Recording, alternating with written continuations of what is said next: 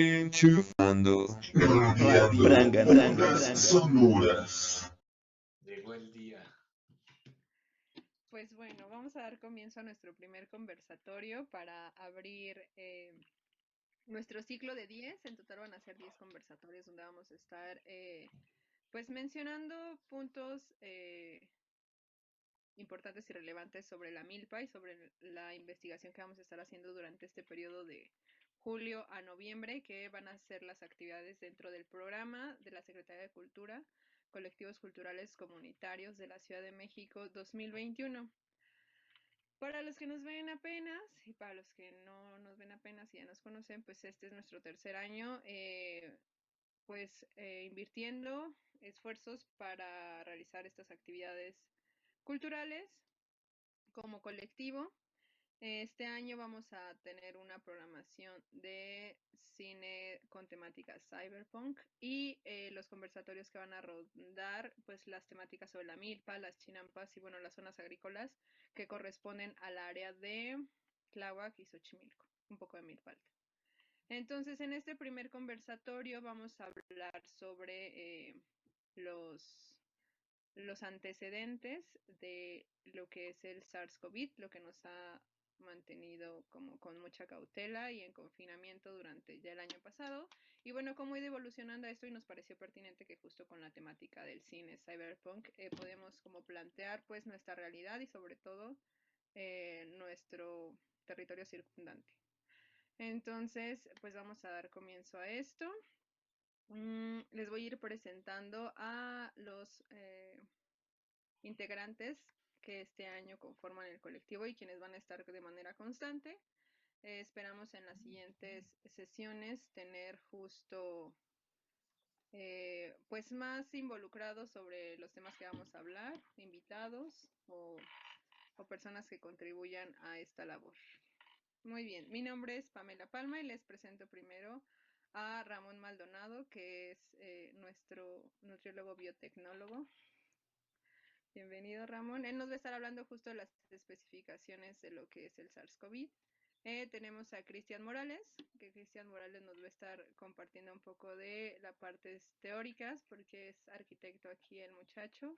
Bueno, en realidad creo que los cuatro haremos una buena mancuerna.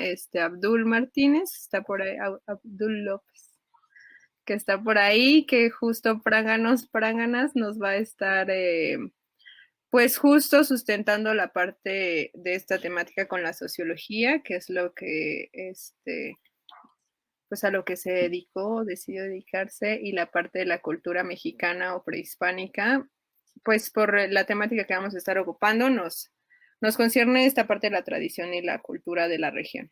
Entonces, pues tenemos esos 4 puntos. Mi nombre es Pamela Palma, formación filóloga, y pues vamos a estar apoyando esta parte de la programación de cine y sobre todo pues ahí metiendo temas que pueden abrir más el panorama de lo que queremos plantear, porque todo comienza con un planteamiento. Entonces, estamos suscritos, por mencionar, al programa de la Secretaría de Cultura, de Colectivos Culturales Comunitarios, en de la Ciudad de México, en esta vuelta del 2021. Entonces, pues vamos a comenzar con esto. Le dejo la palabra a Ramón para comenzar con ¿qué es esto del virus? Ok, y nos vamos. A ver. Ok, sí están viendo mi pantalla, supongo, ¿verdad? No, todavía no. Aquí me dice que sí. A ver, sí, no. Aquí está, ok. ¿Segura? Ok, va. Te la tenías que poner. Bueno, como bien ya íbamos hablando un poco sobre esto. Muchas veces, pues, información al respecto, pues, hay demasiada, inclusive desde que empezó este asunto de la pandemia y todo al respecto, ¿no? Entonces ya había mucha información o teorías sobre de dónde fue, inclusive ahí había algo conspirativo, ¿no? Que lo hicieron las personas, no sé. El punto es que pues no se sabe bien a ciencia exacta. Entonces, pues podrá haber muchas teorías. Sí se puede teorizar si es un virus de laboratorio, pero simplemente es una teoría. como había comentado en otra transmisión, pues una frase que me gusta mucho de Sun Tzu es, bueno, que para poder combatir a tu enemigo, pues lo tienes que conocer, ¿no? Y a veces podemos pensar, bueno, pues ya sabemos mucho sobre este nuevo virus, sobre el SARS-CoV-2, de qué trata, pero realmente lo primero, ¿qué es SARS? Y muchas veces nos empezamos a hacer como que bolas, ¿no? Porque lo usamos como COVID. Pues es un grupo de virus, bueno, se conoce como un síndrome respiratorio agudo grave. Entonces, pues desde ahí ya vamos empezando. Otro, ¿cómo actúa? ¿Y qué personas son las que, pues, son las más susceptibles a tener este tipo de padecimientos, de enfermedad? Y realmente, pues, si recuerdan, cuando empezamos todo este asunto de la pandemia, muchos nos decían, bueno, pues los que principalmente, todos están en riesgo, personas de la tercera edad, pero también los que siguen son personas pues con obesidad, hipertensión o diabetes. Entonces son enfermedades del nuevo siglo que se están dando y que pues básicamente son enfermedades que se pueden estar contrarrestando, bueno, no contrarrestando, sino se pueden prevenir siempre pues desde una buena nutrición. Y con temas que ya habíamos estado tocando sobre qué es lo que te hace ese desequilibrio en la homeostasis a nivel celular que te causa un estrés oxidativo que a la vez te lleva a unas enfermedades, pues es lo que te va llevando. Y casualmente va agarrado ahí de la mano. Pero bueno, creo que ya estoy volando mucho. Y antes de volar, pues queríamos ver algunos conceptos que tenemos ahí. A veces hablamos mucho sobre pandemia. Entonces, ¿qué viene siendo una pandemia? Realmente una pandemia se refiere a pues una enfermedad, más bien unos brotes de enfermedades que se están dando, pero a nivel global, terráqueo, es decir, se extiende a muchos países y ataca a muchos individuos, región por región, como es el caso en el que pues estamos viviendo ahorita. O sea, empezó en un país, China, si no mal recordamos, y se empezó a extender por todo el mundo, pues algo similar a como habíamos visto en la película anterior, ¿no? De 12 monos con viajes y todo, y pues al final así fue como se esparció el virus, en nuestro caso, que siguiendo la ciencia ficción, pues nos llevó a la perdición pues como población. El otro término que me gustaría tocar es epidemia. ¿Qué podremos entender por epidemia? Bueno, pues es perdón, se me trabó un poquito. Ok, pues es lo mismo, es ese brote de enfermedades, pero ya va más situado por regiones. Empieza como epidemia, pero ya después cuando se propaga lo podemos utilizar como pandemia. Entonces, otros términos que a veces no podemos conocer son los que salen a continuación, como una emergencia sanitaria o una contingencia sanitaria. Por emergencia sanitaria, ¿qué podemos entender? Bueno, ya es cuando declara la Organización Mundial de la Salud, la OMS, que se tienen que estar teniendo, ¿cómo lo podremos decir? Teniendo un cuidado, pues para evitar esta propagación de la enfermedad. Y pues bueno, el siguiente es la contingencia sanitaria, que ya es cuando se están llevando más que los mecanismos de, como ya empezamos al principio, ¿no? Que lávate bien las manos, que la comida, que el cubrebocas, estrategias ya más marcadas, como por ejemplo, pues lo estamos viendo ahorita que algunas empresas cerraron y pues no podías ir a trabajar porque, que en teoría ahorita deberíamos estar así, ¿verdad? Pero pues no lo estamos. Por eso se viene el otro término que es un brote. Y por brote, pues yo creo que por sentido común ya lo podemos entender, que es cuando una enfermedad que ya se atenuó, pues vuelve a aparecer. Entonces empieza a aparecer y hay de dos. O aparece, pero ya sabemos más o menos cómo controlarla, pues por los protocolos que se establecieron en la contingencia sanitaria o que sea por evolución del mismo virus. Entonces, antes que nada era revisar eso. Y como le comentaba, pues antes de conocer a un enemigo, pues digo, para combatir a un enemigo, pues hay que conocerlo. Yo creo que a lo mejor muchos, independientemente de la formación que tengamos o a lo que necesitemos, en algún momento pues vimos pues alguna clase de esto, ¿no? Los tipos de virus. Realmente, ¿cuál es la función de uno de estos en el organismo? Puede ser simplemente una. Nuestras células nada más para hablar así a grosso modo, sin enfocarnos mucho en esto, lo que hacen es que al reproducirse, ellas mismas hacen sus mismos organelos, sus propias proteínas para hacer su propio metabolismo. Un virus no puede, porque un virus no tiene sus organelos, simplemente tiene el código genético. Voy a poner una pluma. Hay diferentes tipos de virus. Por ejemplo, están esos que son los helicoidales y, bueno, tienen esta estructura de ahí que se dice que es la cápsida, ¿no? El capsómero de la cápsida. Esto básicamente es proteína y al interior está su material genético. Están los virus RNA, pero están también los virus DNA. Eso también le va a dar un giro importante ya sea al tratamiento de una enfermedad o cómo se va a tratar. Están los adenovirus, nada más cambian la estructura, pero estos, bueno, también tienen aquí su capa de proteínas que están protegiendo lo que está en su interior, que en este caso es su material genético, esto de azulito que se ve aquí.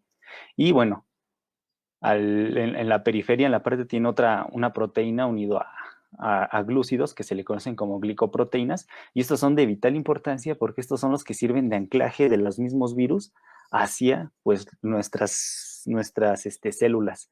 Y una vez estando en nuestras células, ¿qué es lo que hacen estos virus? Pues inyectan este material genético para que a través de nuestro material genético, digamos que hacen nuestras células suyas, para ellos empezar a producir pues sus proteínas, replicar su material genético y hacer más virus. Eso es lo que conocemos como pues la replicación del virus, ¿no? Utiliza nuestras células para pues poder replicarse. Tenemos también los que son esféricos, que es más parecido al COVID como ya vemos, igual virus RNA con su cápsida, esto de azul que está aquí, y sus glucoproteínas. Estas glucoproteínas, ojo, las vamos a estar viendo en las futuras conversatorias porque son de vital importancia pues para la propagación de este virus. Y bueno, ¿y por qué personas con hipertensión, obesidad son propensas? Y todo viene aquí.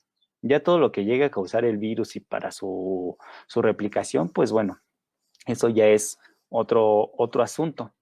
Y bueno, este tipo de virus, ¿no? Que son los que son más complejos, que ya a lo mejor ya los habíamos visto en algunos libros, que tienen, a fin de cuentas, todo esto que está en verde, pues también es su capsómero que está hecho de proteínas, esto también.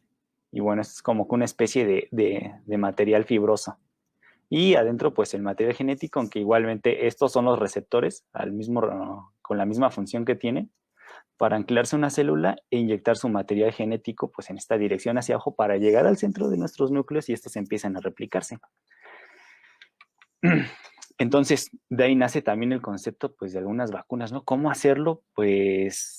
Pues ya por ahí alguien hace mucho tiempo que se llamaba Luis Pasteur ya había dicho, bueno, pues hay que hacer vacunas e implementó los primeros protocolos para hacerlos, que de hecho son los que actualmente se siguen.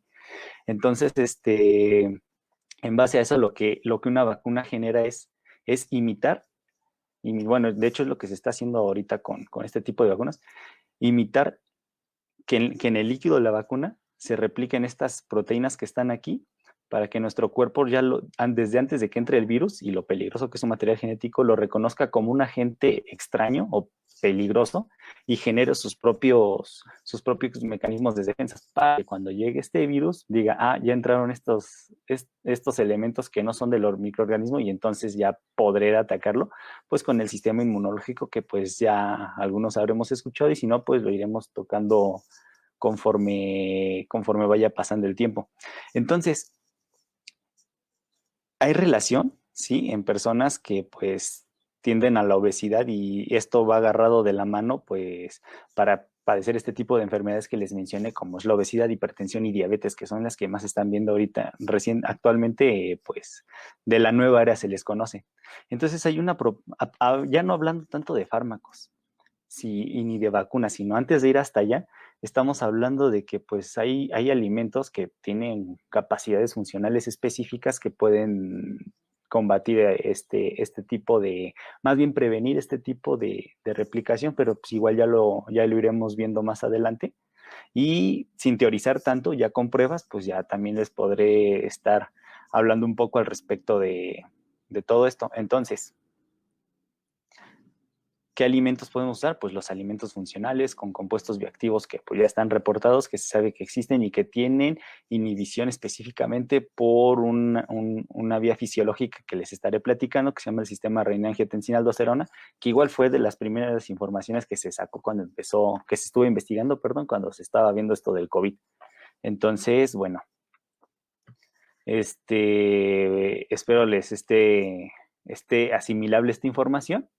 Y pues bueno, la relación que hay con la milpa y todo eso es lo que estábamos viendo, porque pues he estado perdiendo toda esta costumbre, ¿no? De la alimentación, bueno, pues del compuesto bioactivo, pero de la matriz de donde vienen. ¿Y dónde vienen? Pues los compuestos que vienen pues de las frutas y las verduras que pues a veces ya no consumimos por la nueva era en la que estamos viviendo, donde tal vez preferimos comer, no sé, algún alimento empaquetado, yo qué sé, procesado, y que a fin de cuentas, pues sí tiene un impacto negativo, pues para este tipo de situaciones en las que estamos viviendo. Entonces, esta relación que hay con la alimentación y la actual, el actual problema de que estamos viendo ahorita sobre COVID, hay una relación sobre eso y también la vamos a estar tocando.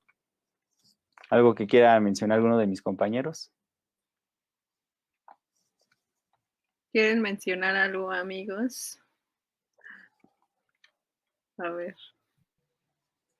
Yo, No, bueno, pues ahí igual de conforme avancemos. Vamos nutriendo esta charla, sí, porque, bueno, aquí, igual a mí lo que me justo causa es que al final es algo que parte de la ciencia y del humano lo va desencadenando, ¿no? O sea, estos mecanismos de defensa y de evolución, por lo que nos estás explicando. Exactamente. Muy bien. Pues bueno, entonces doy la palabra a Cristian para que nos exponga justo el tema, cómo vamos a adentrarnos a partir de las perspectivas que se tienen. Antes de eso, me gustaría añadir algo. Sí. Que son justamente estos datos demográficos que nos van a poder ayudar a visibilizar un poco lo que Ramón nos comparte. En este caso, vamos a ver, les voy a compartir. Rápidamente se las comparto. Uh-huh.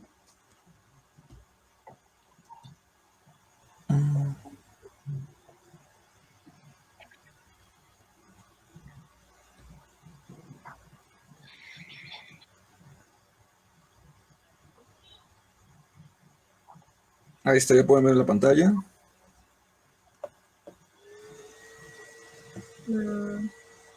Pues bueno, aquí tenemos unos datos. Primero aquí tenemos, bueno, todo esto estaba sacado de la Secretaría de Salud y del INEGI, que son como estas instituciones oficiales. Y bueno, en este caso aquí tenemos los casos confirmados de COVID-19 a 2021. Aquí podemos observar que hubo una tasa pues en todo el país prácticamente. No hubo en ninguna localidad donde no haya habido ni una sola infección, por decirlo, y aquí tenemos el porcentaje de muertes o muertes por cada 10,000 habitantes. Eso está actualizado a julio del 2021. Aquí tenemos las defunciones que hay igual por esa cantidad de habitantes a nivel estatal.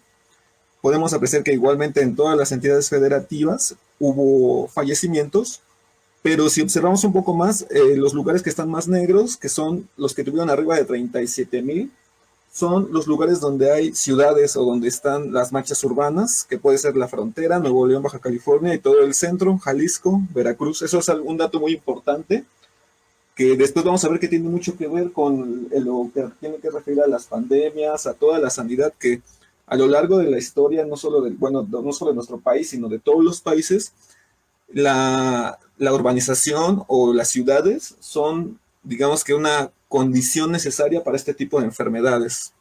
Bueno, aquí tenemos unos datos muy generales que tenemos, esto es a nivel México, 2 millones casi 3 millones de estimados positivos, defunciones 246,000 y activos estimados, es decir, la gente que puede haberlo tenido y no se va a alguna institución oficial o no fue diagnosticado.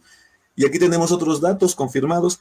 Esto hay que ponerlo en relación con la población mexicana, que actualmente son un estimado de 130 millones según estos datos del INEGI. Entonces, pues es un porcentaje considerable, dado que hay muchas estadísticas negras que son aquellas que no son visibles, ¿no? Aquellas que no fueron logradas, no fueron captadas por todos estos órganos de recuperación de información a causa justamente del confinamiento. Aquí tenemos una distribución por género, en el caso de las mujeres y los hombres, que fue casi lo mismo, es decir, 50% y 49.93%. Eso nos dice que casi a la mitad de la población le dio o se contagió o estuvo contagiada, al menos de la que fue diagnosticada con el covirus. Y algo muy importante, este dato es importante, entre los hospitalizados y los ambulatorios, es decir, solo de todo el 100% de enfermos que hubo de los que acabamos de ver, solamente el 18% pudo o tuvo la capacidad de ser hospitalizado y el resto tuvo que estar en clínicas, en casas, en diferentes medios. ¿Esto qué nos dice? Lo vamos a ver un poco más adelante, que hay una saturación del sistema médico. Pero aquí, justamente retomando lo que hablaba nuestro compañero Ramón, bueno, el maestro Ramón, ¿cuáles son estos factores de riesgo que se aunaron, que se conjuntaron con esta alta mortalidad en el caso de México, que es la hipertensión? Bueno, esto lo señala la Secretaría de Salud, la obesidad, la diabetes y el tabaquismo. Es decir, estas enfermedades estuvieron presentes en esos respectivos porcentajes de la población que fue diagnosticada y que fue fallecida o se logró recuperar. Todos tenían esos factores de riesgo. Y bueno, aquí tenemos algunas proyecciones. Por ejemplo, en el caso de arriba, aquí nos señala que los casos siguen aumentando, o sea que no ha habido ninguna baja. Esto es en el último mes y esta tendencia ha sido desde que comenzó. Y en la parte de abajo tenemos los rangos de edad. Esto es algo muy importante. ¿Por qué? Porque aquí nos dice que este virus cayó sobre la población que va de los 20 principalmente a los 50-59 años. Es decir, a la población que fue económicamente activa, que no tuvo la posibilidad de resguardarse. Y bueno, igualmente las proporciones de hombres y mujeres. Y bueno, estos solo son unos datos como para ilustrarnos lo que aquí nos comentan, para irlo aterrizando con respecto a nuestra realidad. Y pues sí, esto sería todo por el momento. Muy bien.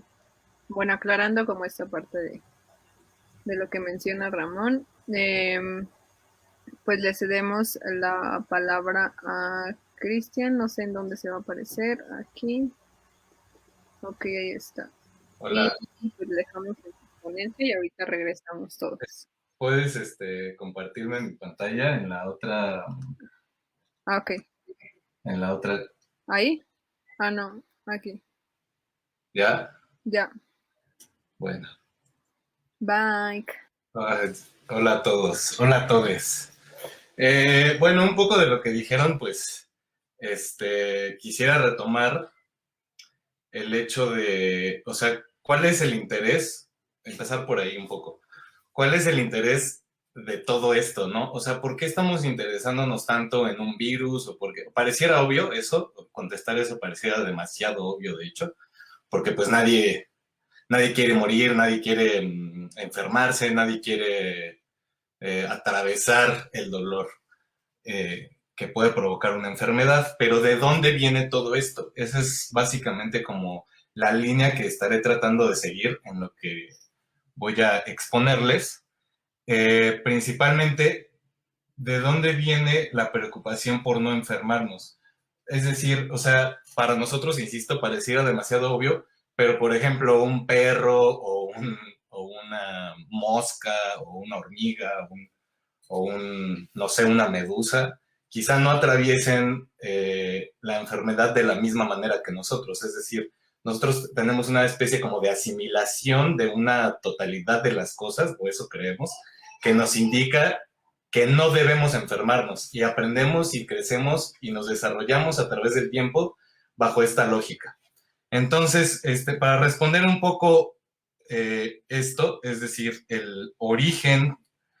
un poco del origen de las enfermedades o de dónde se produce la preocupación por las enfermedades, voy a exponer lo siguiente. Entonces, quisiera empezar con una con una estructura en 3 partes. O sea, la primera es la advertencia, donde iré introduciendo ciertas cosas, ¿no? Por ejemplo, hablamos de infectados. Entonces, nosotros en nuestro esquema, en nuestro cuadro de visión, o en nuestro campo de visión, tenemos a los infectados. Y ahorita se habla mucho de los infectados, pero ¿qué rodea a los infectados? ¿Qué hace ser a los infectados? ¿O cómo es que les ponemos el nombre de infectados a los infectados? Y cómo es que nuestra sociedad, digamos, que canaliza a estos infectados. Es ahí que, además de los infectados, están otros agentes que no están quizá infectados, que pareciera que todo se divide entre infectados y no infectados. Y sin embargo, a esta capa se le añade otra capa, es decir, las cosas que nos rodean, los objetos que nos rodean, las cosas que tenemos entre nuestras manos, que incluso podrían ser o no un foco de infección, o podrían ser algo que nos ayude a combatir la infección, como los cubrebocas, o superficies infectadas, o una casa que nos separa que nos separa a través de una calle de la casa del vecino que ya está infectado. Todas estas cosas también nos rodean y conforman una totalidad y una estructura que va a ir ordenando la enfermedad y también la salud, de algún modo.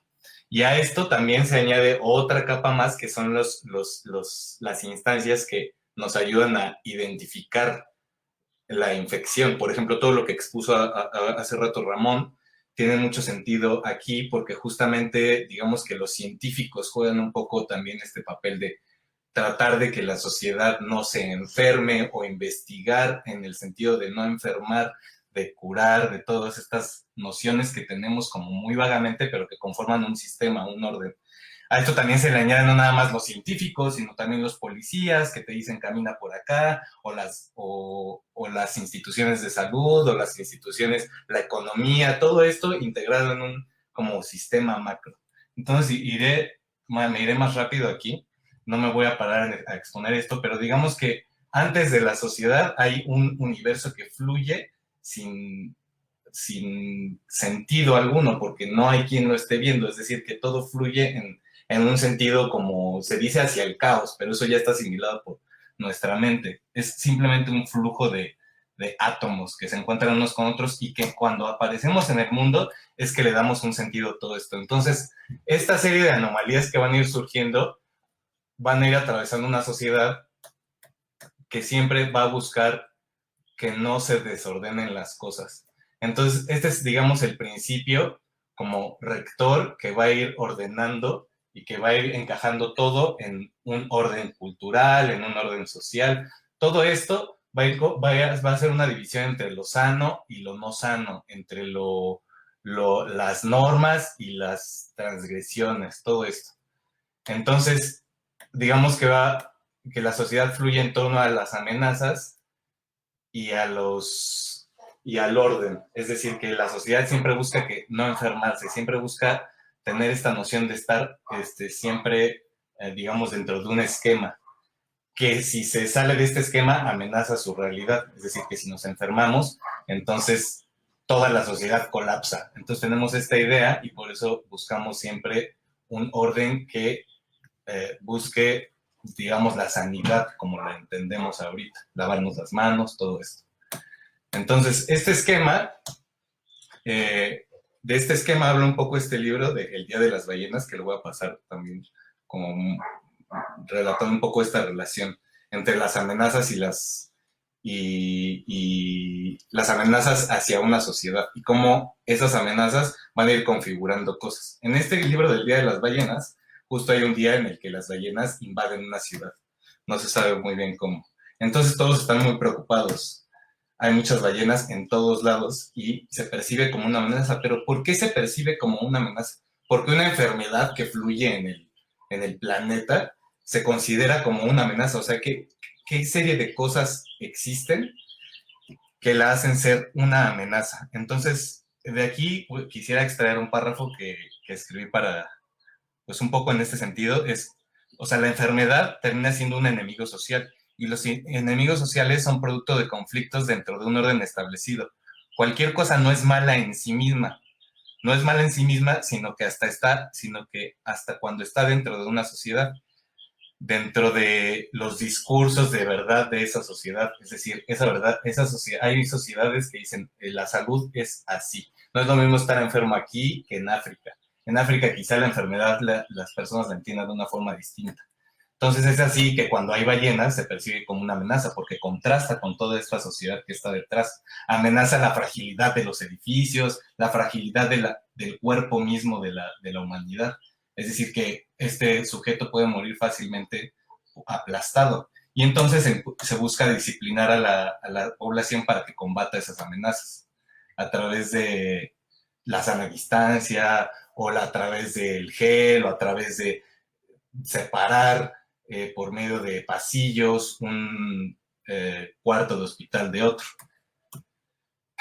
En este sentido, hay una noción como de lo mismo y lo otro, es decir, que una sociedad se constituye a partir de lo que la sociedad decide que la debe distinguir y una otredad que la amenaza. La sociedad va a fluir en torno a esta dualidad, elaborando mecanismos de defensa y elaborando también mecanismos que aseguren lo que esa sociedad es. Es decir, cada que decimos lo mexicano o cada que decimos lo bueno para una forma de vida, estamos apelando a esa mismicidad. Y cada que decimos, eso es malo, aléjate de eso, estamos apelando a una otredad. Pero en la materialidad de la sociedad misma confluyen estas dos nociones. Es decir, una casa, por ejemplo, tiene estas nociones sobre sí misma que le ayuda a distinguirse como casa y como un lugar seguro y como un refugio, y al mismo tiempo distinguirse como un dispositivo que ayuda a combatir amenazas. ¿Cómo las ayuda a combatir? Pues una casa te protege de la lluvia, una casa te protege del frío, una casa te protege incluso hasta de la suciedad. Entonces, esta casa, en una casa, tanto como en otra serie de objetos, vamos a encontrar este mismo mecanismo que excluye lo otro, pero que a la vez, al excluir lo otro, reafirma su identidad. Entonces, la sociedad va a elaborar sus dispositivos para proteger su realidad, para proteger la realidad que la conforma. Como en el caso de las ballenas, se pusieron a elaborar estrategias para combatir a las ballenas, aunque de todas formas al final salió un pulpo y ya iba a ser la era de los pulpos. Pero bueno, este mecanismo va a elaborar unos límites. Específicamente para hablar de coronavirus, para hablar más específicamente de virus, justo un poco como ya lo dije, esta mismicidad y otredad van a elaborar una serie de como mecanismos sobre el cuerpo que lo ayude a combatir esas amenazas. Es decir, que se va a disciplinar al cuerpo. Al disciplinar al cuerpo, vamos a lograr combatir la amenaza, como dijo Ramón. O sea, tienes que conocer a tu enemigo. Lo que conocemos ahorita del coronavirus es precisamente, pues, que es un virus y que se puede propagar por la respiración o por la cercanía o por el contacto o por todas estas nociones que combaten la sana distancia. Es decir, que la disciplina va a elaborar y va a extraer y va a quitar del cuerpo lo que le hace daño al cuerpo. Es decir, sentarnos bien, alejarnos de las amenazas, no tocar el fuego. Todo eso lo aprendemos con el tiempo y son las mismas serie de mecanismos que aprendemos para combatir los virus, en este caso. Un poco sobre esto, como antecedente, se tiene una serie como de nociones que viajaron a través del tiempo que tienen que ver justo con cómo los virus fueron atacando a la sociedad y cómo la sociedad fue desarrollando mecanismos de defensa para esto. En esta ilustración dice, la ortopedia es el arte de prevenir y corregir en los niños las deformidades corporales.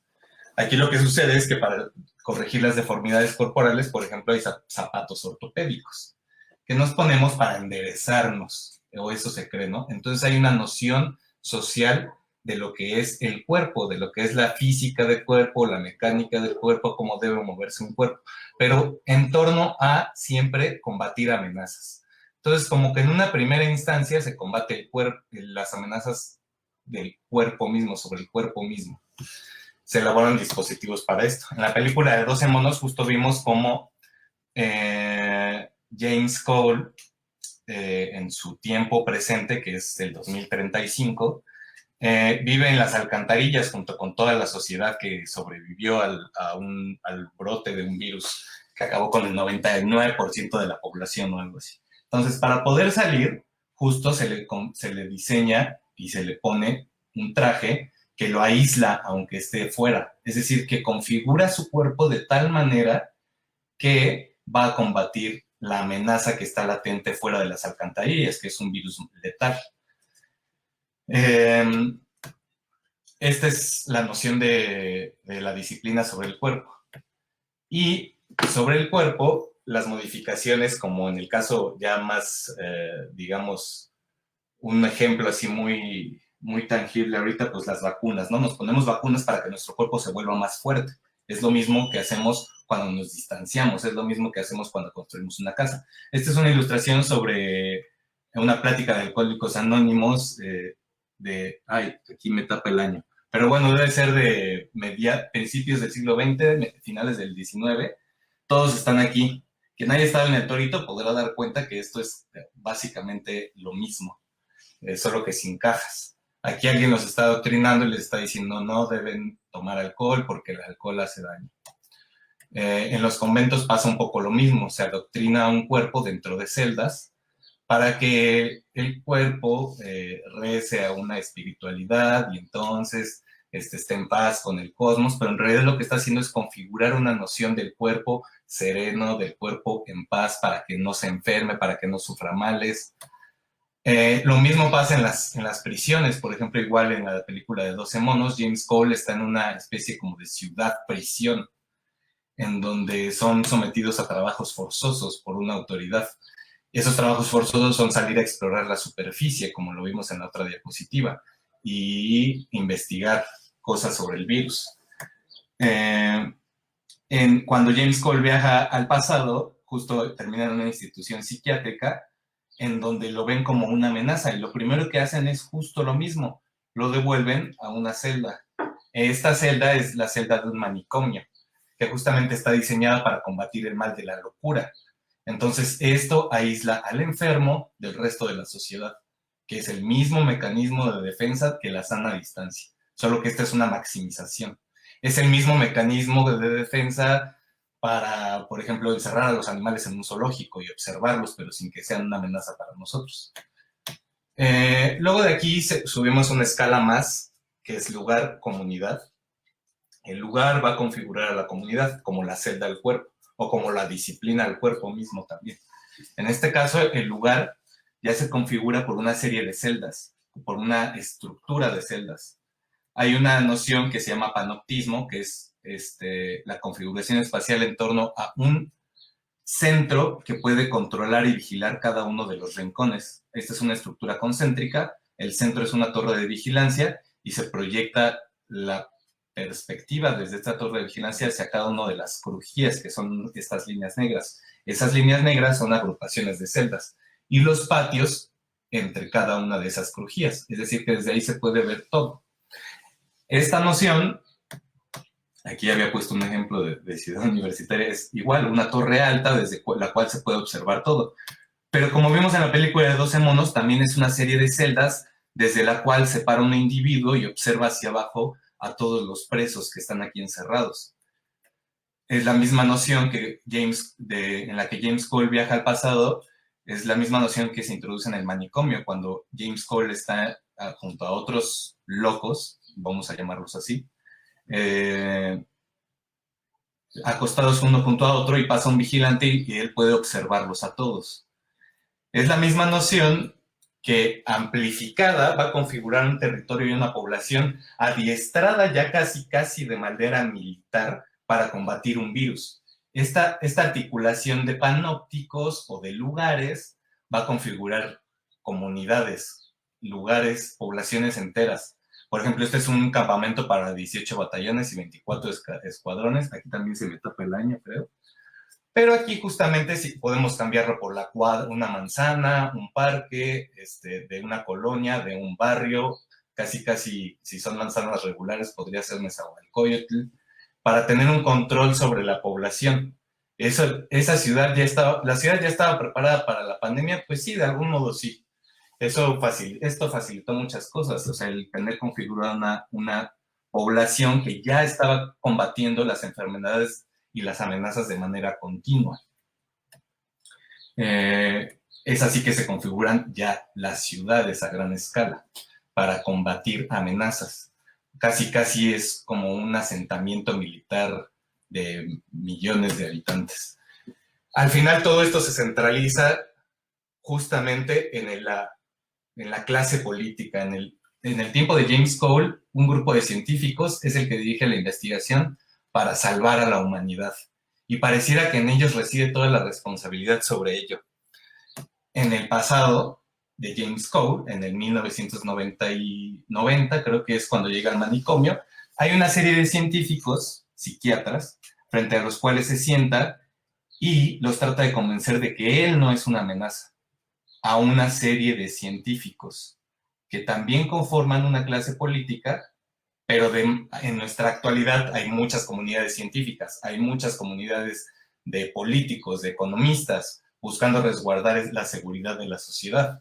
Esta es solo una pequeña porción de lo que conocemos. En la película está llevado al máximo en el futuro, porque solo es un grupo de científicos, desde donde se toman las decisiones. En este sentido, en esta segunda parte, ya más hacia concluir, es que todos estos agentes conforman una estructura y un orden para combatir amenazas. En la época de la peste, hace 2 siglos, prácticamente, ya había un reglamento para la peste de distanciamiento social. Ya había un reglamento a finales del siglo XVIII, principios del XIX, que decía que debíamos llegar a nuestras casas a tales horas, que debíamos recibir el pan y el vino a través de unos ductos que nos proveyeran de alimento, que es como un Uber Eats de inicios de la modernidad. Ya teníamos, en Europa estoy hablando, ya había, digamos, mecanismos para manejar los residuos biológicos infectados, es decir, un muerto, tenías que ponerlo en un lugar donde iban alguien pasaba a ver si había muertos y tú los ponías, digamos, afuera de tu casa. Los residuos sólidos también se manejaban como si pasara la basura. Todo esto para evitar pestes. Es lo mismo que sucede ahorita. El distanciamiento social es el mismo distanciamiento social, es el mismo mecanismo de distanciamiento social de hace 100 años, de hace 200 años. Obviamente habrá que preguntarnos qué produce esto, qué tipo de problemas produce esto. En este sentido se habla de una resistencia que es, por ejemplo, apegarnos no tanto a las máquinas o no tanto a la tecnología, a la tecnologización del combate contra las amenazas, sino más apegados a la tierra. Pero de todas formas esto produce tecnologías, esto necesita tecnologías para desarrollarse. En este sentido, ya para concluir, en la película de 12 monos, James Cole no sabe si lo que está viendo es realidad o no. La única manera en que él concluye que es verdad es cuando se comunica a través de la psiquiatra de la que eventualmente se enamora, y entonces él lo extraen del pasado y lo traen al futuro y le dicen, tú ya no puedes viajar más. Y él dice, quiero regresar. Escuchamos este mensaje y le reproducen un mensaje de la psiquiatra. Y él ya está en la locura de que se quiere regresar solo por amor y piensa que el futuro es una mentira y que en realidad el pasado es verdad. Pero solo es a través de que escucha este mensaje que los científicos extrajeron del pasado que él se da cuenta de la realidad de las cosas. Es decir, que necesita una máquina para darse cuenta que existe. Y es así cuando ella le dice, oye, hablé por teléfono y les dije un mensaje, que los 12 monos era un grupo de hippies o algo así. Y él le completa el mensaje porque él ya lo había escuchado en el futuro. Solo a través de la máquina es que él encuentra, digamos, una especie de sentido de lo que es verdad y de lo que no es verdad. Es decir, que hasta qué punto la tecnología es mala o buena, o los sistemas de control son malos o son buenos. Y ya, con eso quisiera cerrar. Creo que me prolongué demasiado. Discúlpenme, compañeros. No importa, está bien. Es que al final es mucha información. Creo que es un tema que tiene mucha hazaña en cuanto a quererlo resumir Sí. tanto, pero pues por eso únanse a nuestros ciclos de cine, vengan a los conversatorios, estén pendientes, comenten. Y pues nada, creo que vamos a poder hacer un buen diálogo si justo también, más que nosotros del colectivo, pues se unen más personas a esto. Así que muchas gracias, porque justo esto que mencionas sobre la organización, sobre la sociedad, sobre el poder que se ejercen a partir de estos mecanismos administrativos del Estado, pues influencia o es la parte importante de por qué es que suceden ese tipo de cosas como pandemias, ¿no? Pues el movimiento de las masas humanas, en este caso con inteligencia y capacidad de razonar. Pero bueno, justo para profundizar ya o entrar un poco más con lo que nos va a competir, así como lo mencionó Ramón, pues vamos a Ay,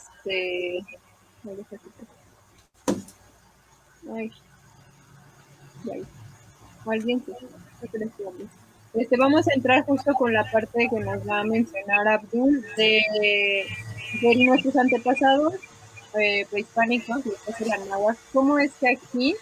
Porque bueno, sabemos, ¿es el tuyo, Abdul?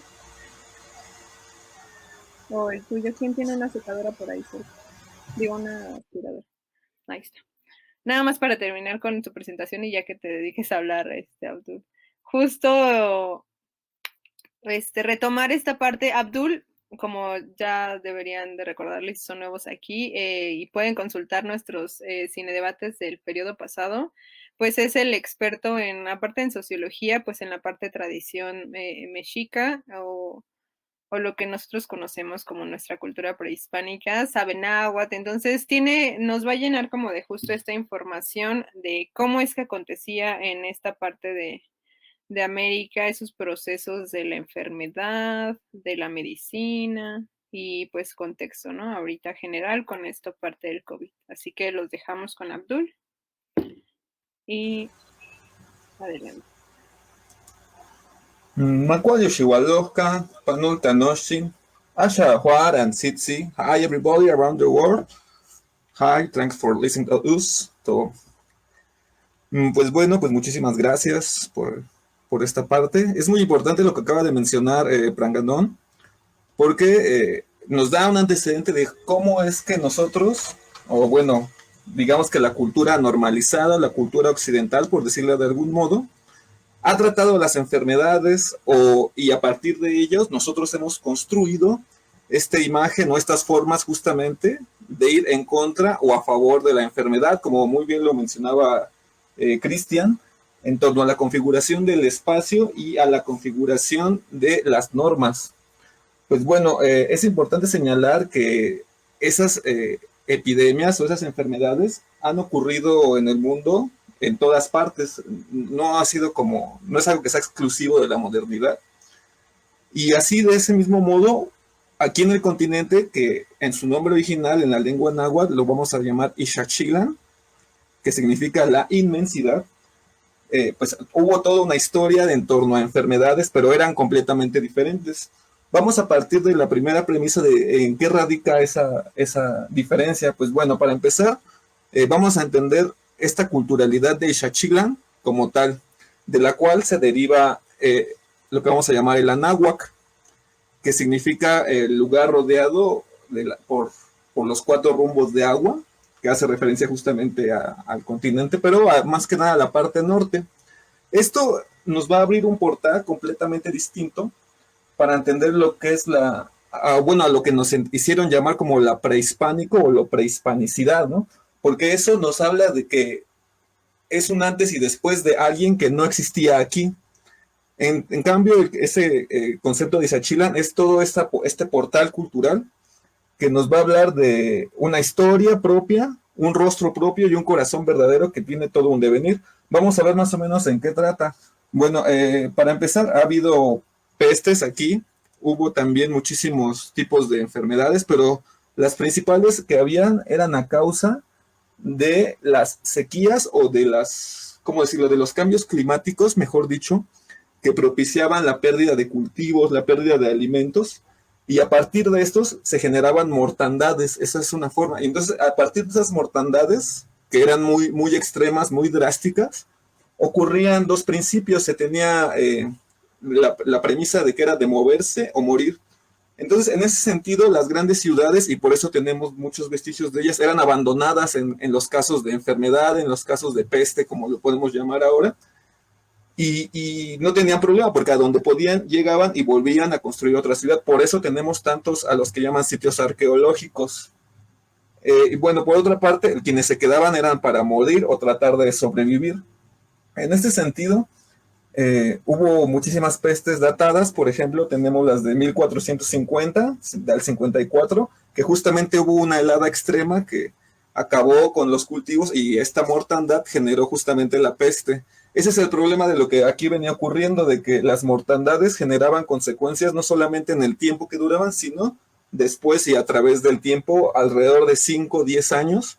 Y es importante señalar que estas, digamos, pandemias o estas desastres naturales siguieron. Vamos a hablar solamente de los años, solo por mencionarlos rápidamente, que son 1450 al 54, en 1456, otra, en 1451, en 1501, y justamente, bueno, es importante señalar que ya ahí ya había habido un contacto con las otras enfermedades.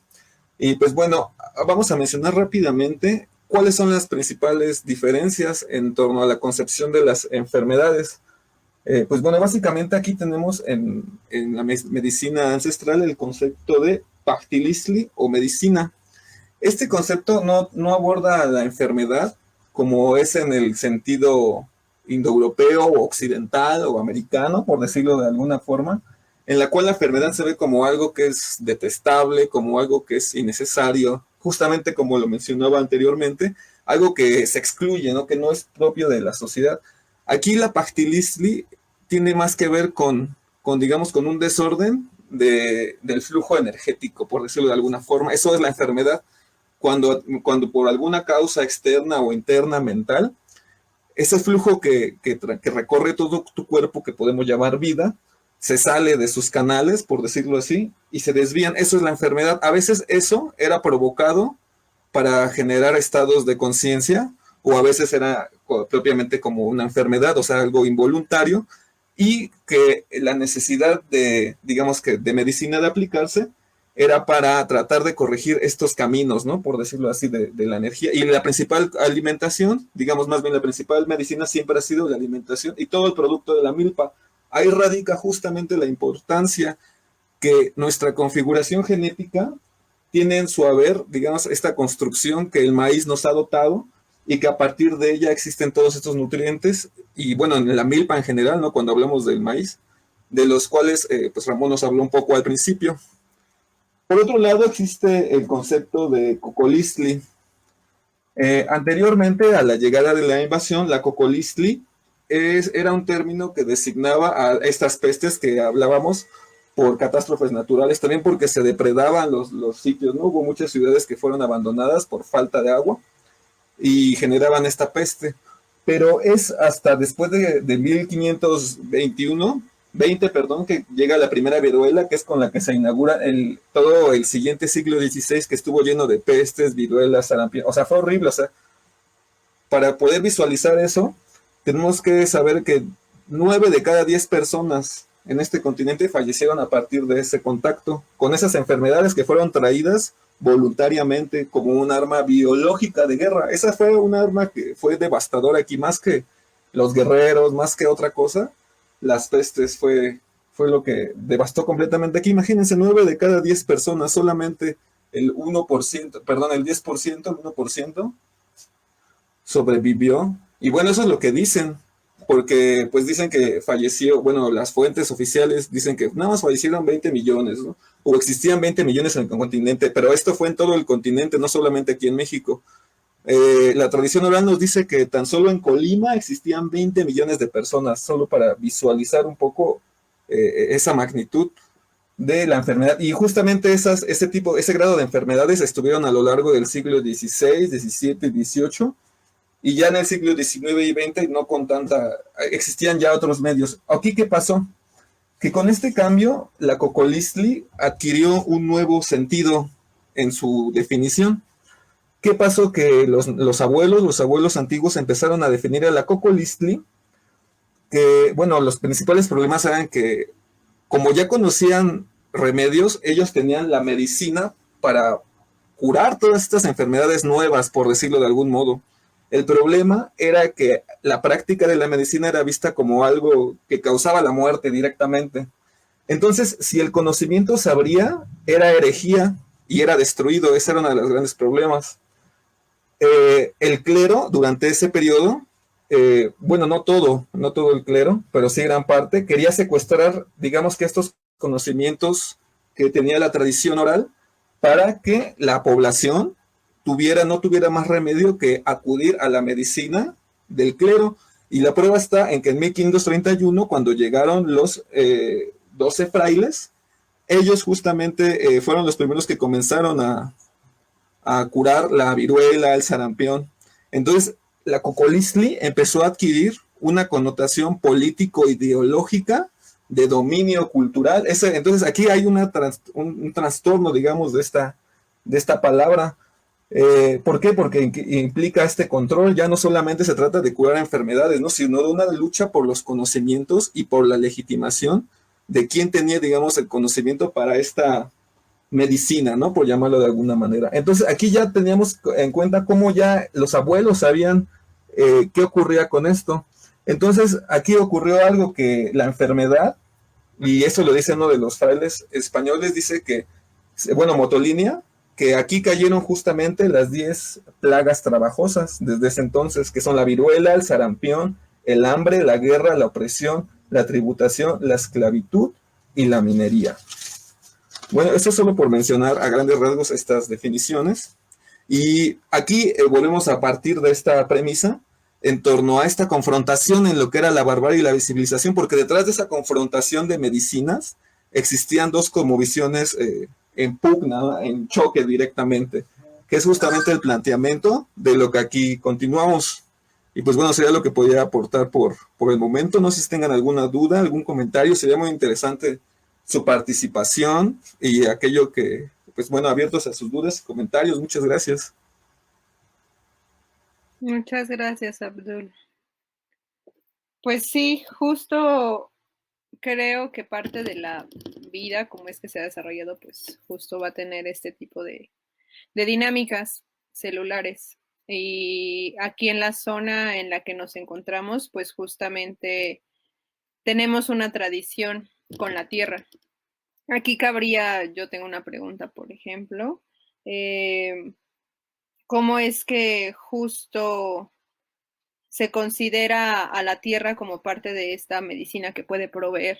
¿O cómo es que veían ya de una manera dentro de la sociedad, dentro del Estado, esta parte de dar los frutos para la misma sanación? O sea, ¿cómo es la perspectiva de la salud a partir de la tierra? Sí, claro. Para ir añadiendo ahí lo que, bueno, pregunta, ¿cómo es la tierra? Bueno, principalmente porque la tierra es un sistema alimentario que conjuga o que tiene que conjugar diferentes elementos de la tierra, como es principalmente el maíz, que es esa estructura principal, por eso es vertical y por eso llega hacia el cielo y por eso tiene color dorado, porque es como una metáfora del sol, porque hay que recordar que el maíz no es una planta natural que surja así, o sea, su ancestro natural es el teocintle, pero es más parecido a una espiga, y el maíz es un invento propiamente de los abuelos, algo así como lo que hoy llamaríamos lo transgénico, pero sin esta intermediación tecnológica de la que hemos hablado, que se interpone justamente entre los procesos de la naturaleza y el ser humano. Aquí esa es justamente la diferencia, que la milpa se pone como un ente que no es un objeto, sino que es un sujeto, el cual se vincula directamente con el ser humano que la trabaja. Entonces ahí radica la medicina. Con esta parte de la civilización, digamos, con el cyberpunk, se interpone este metal y este concreto, entra este proceso de mediación de la medicina, ¿no? Por eso los fármacos, por eso los enlatados, y todos siempre derivan del petróleo y del metal. No sé si por ahí conteste tu pregunta, Pancito. Sí, justamente, o sea, porque eso va a permitir que pueda entrar como con esta parte de plantear por qué es que estamos viendo esta temática, o sea, por qué retomar estos temas de la pandemia que aparte generan cultura, porque ya es una cultura pandémica, ¿no? Eh, entonces, sí, ¿cómo se considera la Tierra? ¿Por qué? Porque al final también es un proceso de producción lo que ha desencadenado pues estos vicios dentro de la, pues ahora ya la genética, ¿no? Tuvo que ir Ramón, pero igual en la siguiente sesión vamos a hablar un poco y también en las sesiones del Cineclub, porque muchos de los temas que tienen que ver con el cyberpunk, pues un poco es pues la genética, ¿no? La clonación, toda la hibridación en celular y bueno, pues con eso comienzo. Si no hay comentarios, a ver, aquí hay un comentario. Ah, miren, pues tenemos a Marichu, no sé si sigue por ahí. Y si sigue por ahí, pues que deje sus preguntas. Isaac, hola Isaac. Isaac nos sigue también en el Cine Club, entonces, pues espero tengan preguntas de esto y si no tienen preguntas de lo que estamos diciendo y tienen otras preguntas, pues estaría genial que pudiéramos abrir diálogo con eso. Bueno, les hablo un poco y regresamos todos para darle con todo a los comentarios que nos dejen. Quiero presentarles justo pues el movimiento que se da para que exista lo que conocemos como el futurismo o el cyberpunk o esta ciencia ficción que justo muchos declaran que ya no es tanto una ciencia ficción porque tenemos más en la realidad cotidiana estos temas que otra cosa. Pero bueno, de ahí se desglosa mucho. Les voy a presentar justo este manifiesto que igual se los vamos a compartir en nuestras redes sociales, que es el manifiesto futurista. El manifiesto futurista se publica en 1902, me parece. Aquí tengo la ficha. Miren, 1908. ¿Por qué lo traemos aquí o por qué lo traigo aquí? Debido a que el hombre ha desarrollado ciertas maneras de sentirse desarrollado o superándose a sí mismo, pues va creando maneras de expresión en todos los aspectos.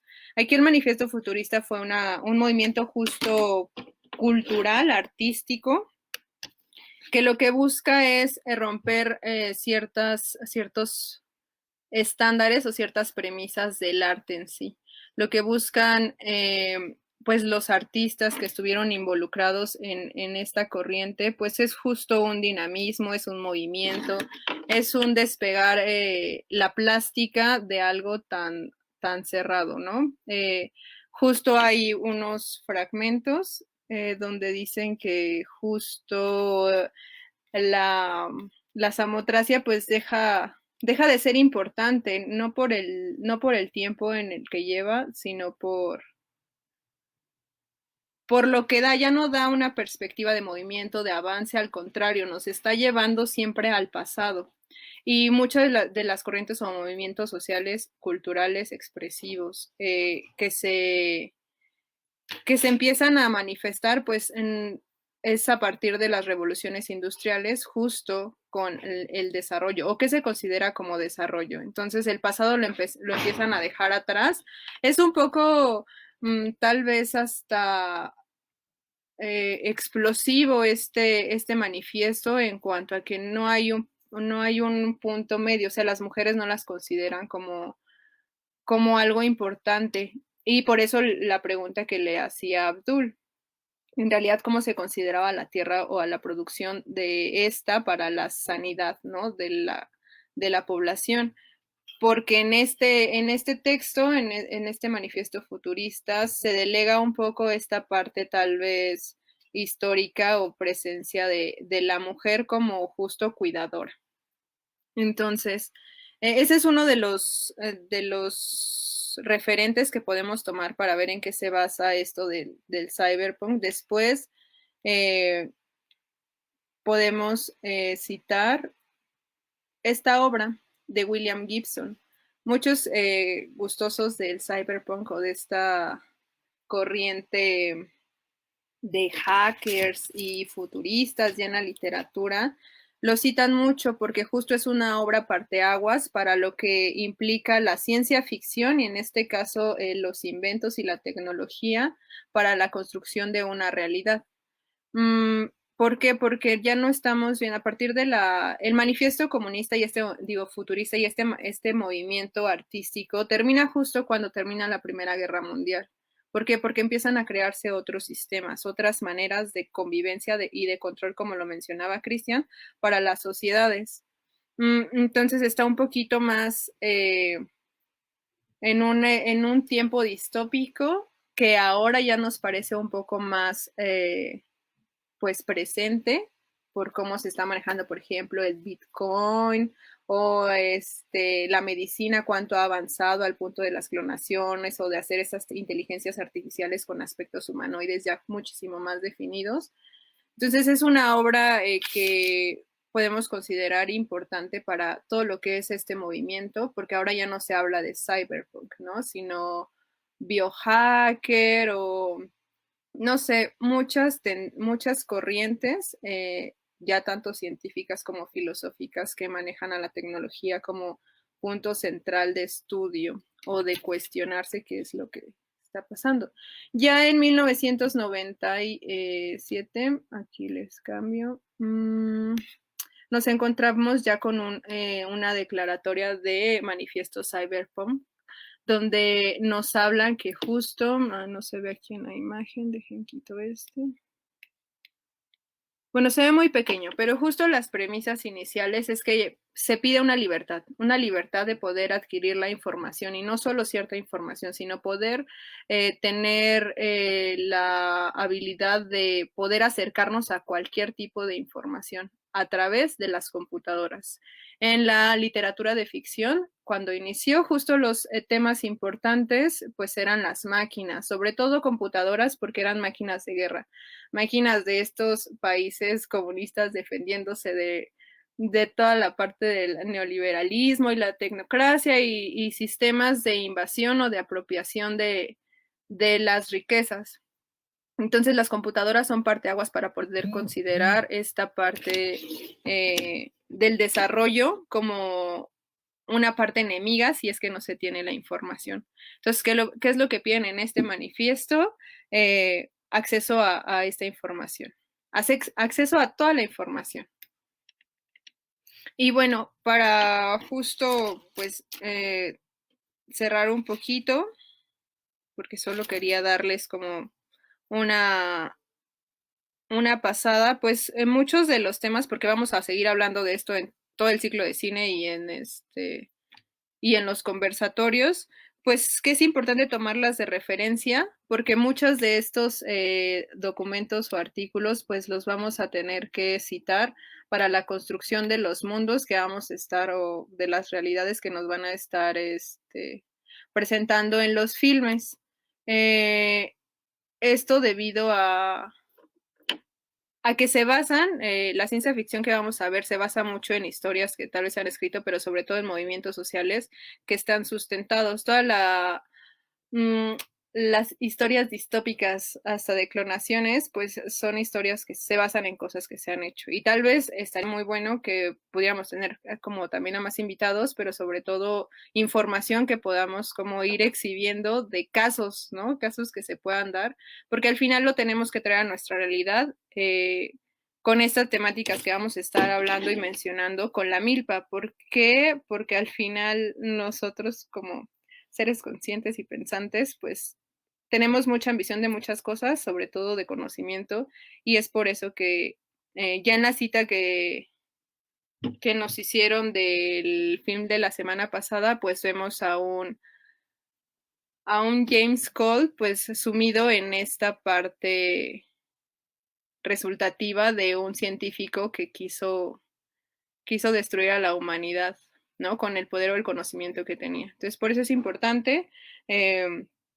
pues, recodearnos un poco con la historia para poder plantearnos en el presente que tenemos y evitar consecuencias, porque ahora ya no podemos hablar de que se puede evitar o que lo pudimos evitar, sino hacerlo desde casa y mantenerlo reproduciéndose, ¿no? En nuestra localidad. A ver, veamos si tenemos comentarios. Comentarios, amigos, mientras en lo que... Sí, bueno, a mí me gustaría terminar añadiendo unas cosas. Bueno, eso igual solamente para la reflexión que con lo que abrió Ramón, con lo que han comentado ustedes, sobre que no conocer a tu enemigo, pues definitivamente es como el primer mal paso. Primero hay que conocer a nuestro enemigo, pero también como lo mencionan en ese tratado, hay que saber en qué lugar o campo de batalla estamos. Y también hay que saber de dónde vienes, de dónde venimos, para saber qué queremos. Conócete a ti mismo y conocerás a los dioses, decían los griegos también. Entonces, partiendo de eso, hay que estar bien informados para saber contra qué estamos, porque a partir de que el Cocolistli cambió este sentido, es decir, cuando se convirtió en un arma de control político y de control social y cultural, el exterminio se convirtió en una herramienta de esclavización a través de la medicina. Entonces, bueno, cuando se hizo esto, está esa confrontación cultural de las masas sin importar quién muera. Esto es muy importante, que la mortandad dentro de este proceso de control o sea, no importa, puede morir quien sea, porque justamente es parte de esta programación, decirlo de alguna forma, así como se estructura el espacio, como lo mencionó Pranganón, y se estructuran reglas, eso se busca estructurar dentro de la mente, se convierte en una estructura dentro de la mente que se manifiesta en acciones. Y bueno, algo muy importante es por qué las masas pierden, ¿no? ¿Por qué siempre pierden las masas? Eso a partir de ese entonces, ¿y por qué? Porque no hay una prevención. Es muy importante que nosotros hagamos una prevención y aparte ponernos a pensar por qué no había métodos preventivos si históricamente se sabe que eso ocurre periódicamente. Eso no lo entiendo, ¿no? ¿Por qué no nos enseñaron así como en los sismos, ¿no? O como, por poner de ejemplo, ¿qué hacer en caso de pandemia si eso es algo que ocurre con regularidad? No es algo nuevo, bueno, sí para nosotros, ¿no? En esta época, pero no históricamente. Y bueno, eso ya lo sabíamos y por eso hay que justamente prevenirnos. Otra cosa importante que quiero añadir es que hay que consumir los productos del lugar en donde vivimos, porque muy probablemente de ahí obtengamos los mismos nutrientes o la misma materia que a nosotros nos constituye, ¿no? A veces queremos comer cosas que no son propias de nuestro lugar, pero las cosas del lugar de origen tienen la medicina propia. Bueno, eso es parte de la tradición. Y bueno, era justamente eso con lo que quería terminar con esta parte de pensar el control social y cómo ha venido y cómo ahora está esa enfermedad controlándonos socialmente. O sea, sí existe, pero ¿en qué medida se convierte en un arma de control y en qué medida es una arma, en qué medida es una enfermedad propia de la naturaleza, ¿no? Así que se enferme a sí misma, porque hay que recordar que en esta ciencia biófila los abuelos imitaban a lo que veían en la Tierra y así era lo que ocurría, la Tierra se enferma, genera estas catástrofes y mueren poblaciones de animales, plantas, o sea, todo ocurre en este sentido. Y por qué no también en los seres humanos, ¿no? Esta parte de la biofilia. Justamente es mi comentario.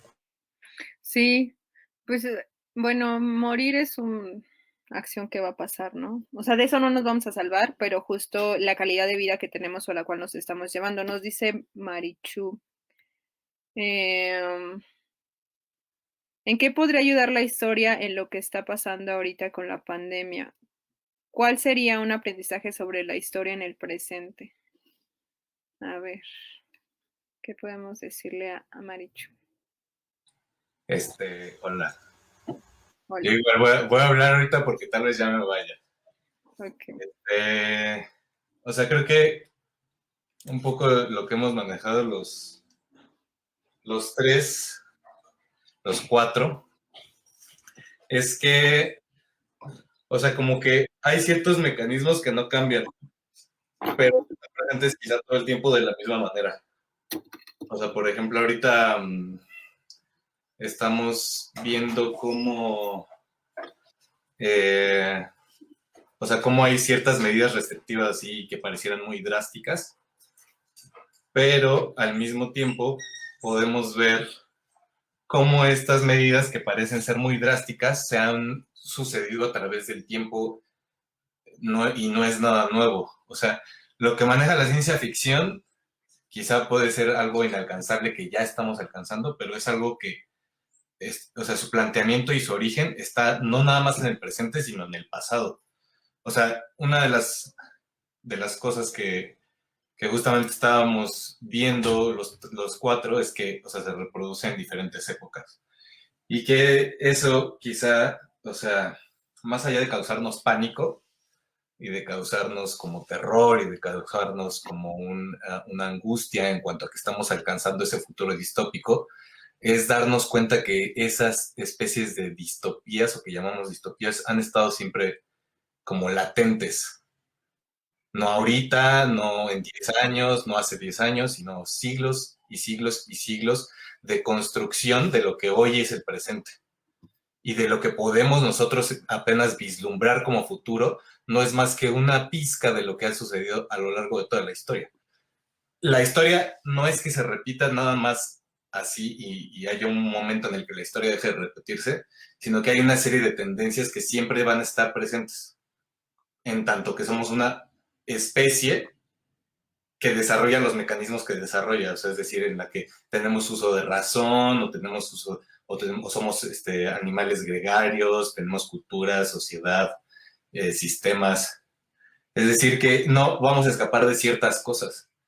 Y más allá de causarnos pánico, justamente esta es la dicotomía o la dualidad o la confrontación a la que llega Cyberpunk, es las máquinas contra el hombre, o el hombre también es sus máquinas. El hombre también es sus dispositivos, el hombre también es su celular. Y digo hombre, y no debería de estar diciendo yo hombre, ¿verdad?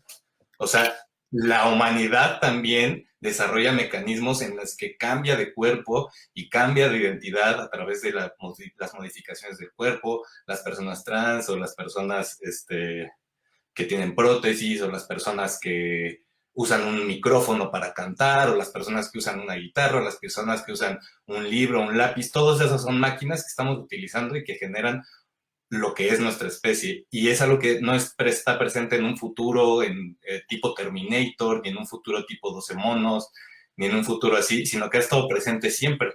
O sea, la cuchara, esa herramienta, nos dio la habilidad para comer como comemos. Y desarrolló toda una civilización en torno a los cubiertos. Entonces, es más allá de decir que no se va a repetir, es decir, cómo queremos que se repita quizá la historia. Y ya creo que es todo para no extenderme. Bueno, añadiendo ahí al comentario, justamente, aparte de recordar de que esto de que quien no conoce su historia está condenado a repetirla, pero hay que desglosarlo en qué sentido. Y en un sentido muy práctico, porque utilizó el verbo sirve, podemos decir que puede ser, o sirve más bien, utilizando ese verbo, para entender o saber qué hicieron otras personas en tiempo pasado en ese mismo escenario que tal vez usted ahorita está enfrentando. Entonces, en ese sentido, le sirve para ahorrarse esa experiencia. ¿Por qué? Porque se puede evitar transitar esos caminos que personas, que sus antepasados, que viven en usted, ya caminaron. Entonces, es ahorrarse experiencia práctica. ¿Por qué? Porque a partir de entender esa experiencia previa, podemos saber que existen medicinas alternativas, que hay buscando dentro de la tradición oral medicinas que pueden confrontar a esto. Durante este tiempo, así como las farmacéuticas hicieron su carrera de vacunas, también los abuelos, los conocedores de la medicina, hicieron su carrera de vacunas para enfrentarse al COVID, ¿eh? Eso es muy importante. Pero pues obviamente no te van a obligar a consumir esa medicina, ¿no? Ni te van a dar un certificado, ni siquiera se le va a dar una participación o una difusión. Pero lo que es importante saber es que esta lucha cultural sigue, ¿no? Y de que ese pasado no está muerto, de que no pasó, sino de que está vivo en ti ahora, en tus acciones, y eres consecuencia de todas y cada una de esas acciones que personas, desde los trilobites, yo me atrevería a decir, hicieron, ¿no? Para que tú estés aquí y ahora haciendo esa cuestión. Con todo respeto, muchas gracias. Pues sí, justamente, eso es evolución. Amén. Sí. ¿Cómo Ajá, evolucionamos a través de nuestros objetos, por ejemplo? exacto. Sí, y al final que siempre queremos revolucionar, ¿no? A pequeña o mediana escala o gran escala, siempre nuestros actos es una manifestación de revolución. O sea, no estamos, ni los más deprimidos están inactivos porque están contribuyendo con esa acción. Entonces es importante que todos estén sean, o sea, tengan la información, justo si esto, ahora poniéndome la bandera, porque como vamos a hablar de eso, pues tenemos que tener la bandera. Entonces, justo cómo se puede llegar a toda la información, pues queriendo saberla o queriendo descubrir qué hay. Y dentro de esa información o de ese mantenernos informados o conocer, tomar decisiones y riendas a todo esto.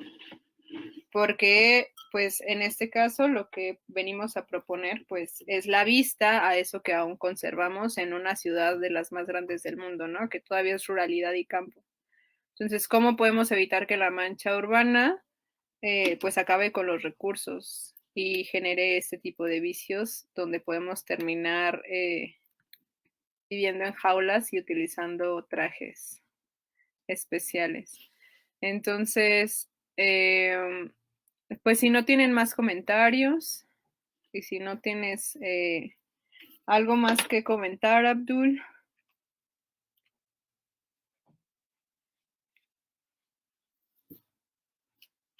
Pues nos vamos cerrando. Sí, ajá, sí, bueno, nada más para cerrar, pues agradecer a todos los conocidos, a todas las personas que nos sintonizaron. Muchísimas gracias a la gente que está desde el Estado de México, desde la frontera, porque a la gente que está desde Yucatán, a la gente que está desde Sudamérica, a la gente que está en Kenia, hay alguien que nos mira desde Kenia y desde Estados Unidos. Muchos saludos a esas personas. Chido. También a gente que nos ve de Países Bajos. Pues bueno, muchísimos saludos y muchísimas gracias. Senkan y mezclazo cama chililea, Nostin. Gracias. Pues muchas gracias, los esperamos el jueves, ahí contándoles lo de la cartelera. El jueves tenemos el Cineclub para ver Videodrome de David Cronenberg a las 8 de la noche. Recuerden que nos reunimos en Zoom, ahí transmitimos o proyectamos la película y al final cerramos con con unos debates justo para hablar de las temáticas que vamos a ver en esta película, para seguir hablando de Cyberpunk. Y pues nada, les vamos a dejar en nuestras redes sociales, en Instagram y en Facebook, pues información que tengamos sobre esta charla y lo que vaya saliendo en estos días con respecto a, mira, Isaac tiene un comentario. Me gustaría recomendar la obra de Amado Nervo, autor mexicano con... Ah, mira, yo no sabía, por ejemplo, que Amado Nervo tenía... Órale, eso está bueno, ¿eh? A ver, ¿qué tal? Sí, sí, Isaac, compártelo. Igual lo puedes comentar en Instagram o vamos a estar haciendo los eventos de las sesiones. Entonces ahí pues ven que tiene la parte de el conversatorio, pues igual a irlo nutriendo, esos eventos nunca se eliminan, entonces ahí podemos hacer como pequeñas bibliotecas de las sesiones. Eso estaría muy padre. Y pues nada, estamos aquí y allá y seguimos en contacto para las siguientes actividades. Únanse, sigan comentando, inviten a los que quieran. Es gratuito. Entonces hay que explotar como este tiempo que estamos dedicándole. A ver, dice aquí, los campeones son los anfibios que salieron del agua y se convirtieron en seres humanos. Sí, recuerden que el agua es vida, cuídenla, amigos. Cuiden mucho todo lo que está a su alrededor, cuídenlo. Denle un buen uso y cuando ya no les sirva, llévenlo a algún lugar porque no es basura, son desechos. Entonces, pues nada, nos vemos pronto. Bye. Fin de la transmisión. Cinemóvil Tlacuache. Desde la Tenochtitlan.